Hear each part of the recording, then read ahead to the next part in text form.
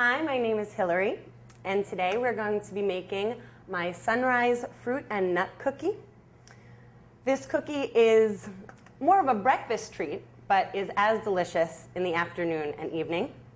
The majority of this recipe is comprised of dried fruit and nuts, but it's not without the two very important cookie staples of butter and sugar. So first we'll take our nuts, which we have pre-toasted in an oven at 350 degrees for about 8 or 9 minutes. And the nuts will go right in the food processor, along with old-fashioned rolled oats.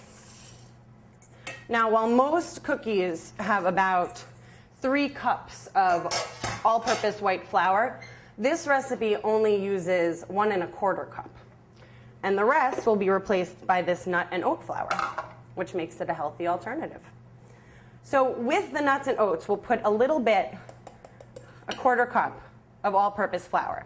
And this will help keep this mixture as more of a flour and not a paste, because if you grind nuts too finely, the oils will release and you'll get more of a paste, which is not what we're going for here. So we'll use the pulse button.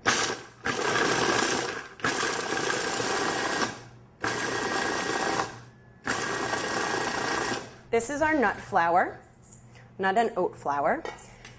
And as you can see, the consistency is not completely fine like a flour, but it's not very chunky.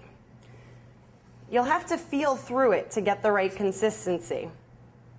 And it's okay to have little chunks of nuts, but for the most part, you want something that's a little thicker than breadcrumbs.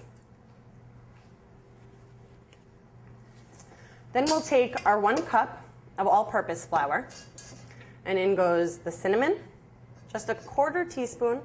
It's kind of a hidden flavor. 1 teaspoon of baking soda, and 1/2 teaspoon of salt. I like to whisk the dry ingredients together just so everything is fully incorporated and it's even throughout. Then in goes the nut and oat flour. And again, we'll just give that a whisk.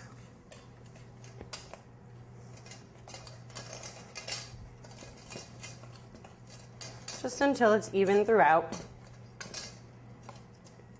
And it smells wonderful. And this is what's going to give the cookies a really distinctive flavor. And toasting the nuts is key for this delicious nut flour.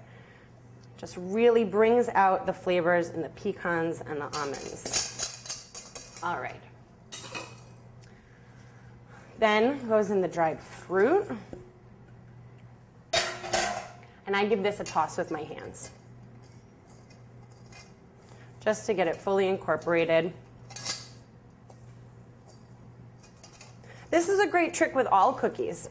Chocolate chip cookies is mixing in your chunks that you're going to be using with your dry ingredients, with your flour, because it'll help have a really even and consistent product. You won't have one cookie with all fruit and then one with none.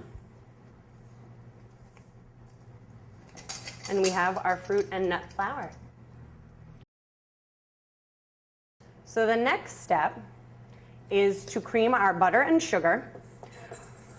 We're going to put both of our sugars, brown and white granulated, in the mixer with our room temperature butter. You want the butter to be soft, but not too soft, certainly not oily. Having a little firmer butter will help the cookie hold its shape when it's baking. So we'll start this off on medium, and once the butter starts getting incorporated with the sugar, you can turn it up a little bit.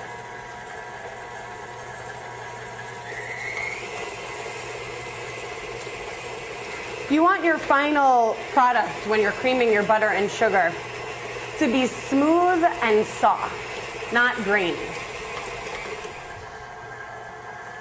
And in goes 1 egg. When that incorporates, when it's fully incorporated, no cheating here, we'll add our buttermilk.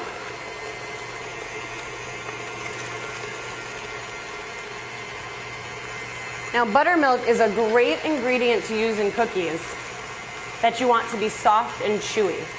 You can use cream as well, but it's the sourness in buttermilk that will really help a cookie be soft and chewy.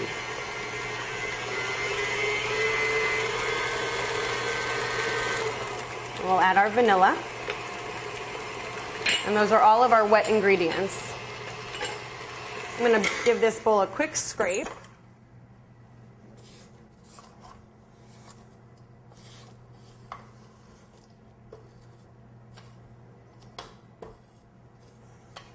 And we'll mix this together on a higher speed for about 1 or 2 minutes. You want this dough to be light and fluffy and a smooth texture throughout. And we'll just work our ingredients in.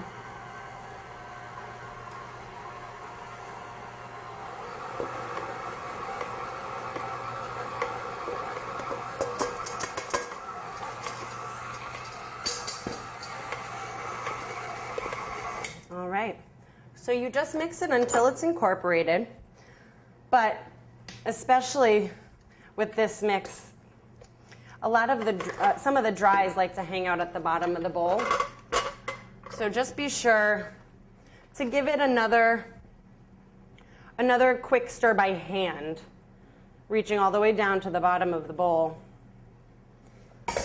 to fully incorporate all of the ingredients. This is going to be a wet, stickier dough than most cookies look like. It's more of a drop dough.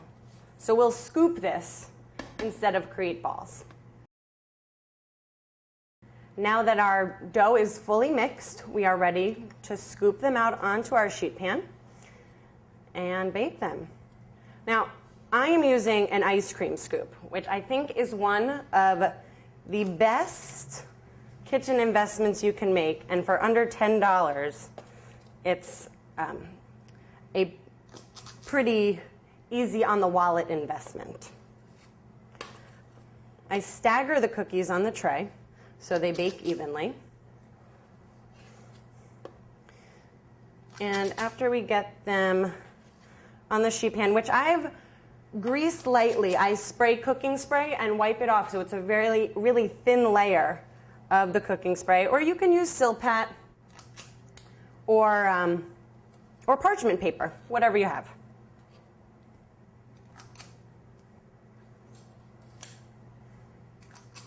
Great. These are ready to go into an oven that's been preheated to 375 degrees. Just be careful that when you're toasting your nuts, you want the oven to be at 350. So if you do those right before you make your recipe, just remember to turn up the oven. You want to check them and see that they're a light golden color, not too dark brown, because then it'll be more of a crunchy cookie. So they might look a little underdone, but that's all right. They'll cook a little while they cool. All right, so here we have our finished sunrise fruit and nut cookie. These have cooled on the pan, actually. You can enjoy them warm. Just make sure before you take them off the pan that they'll hold their shape. Usually that takes around 10 to 15 minutes if you want to enjoy them warm. You can eat them for breakfast or in the afternoon and evening. They will be delicious any time of the day. Thank you for watching. Now I'm going to enjoy a cookie. Mm.